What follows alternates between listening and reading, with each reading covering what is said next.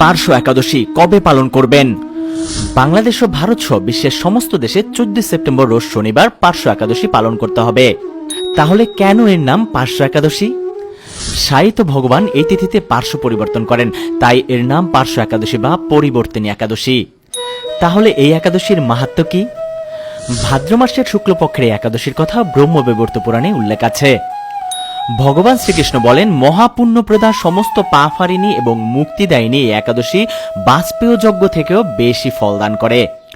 2. যে ব্যক্তি এই তিথিতে ভক্তি সহকারে ভগবান শ্রী বামনদেবের পূজা করেন তিনি ত্রিলোক পূজিত হন।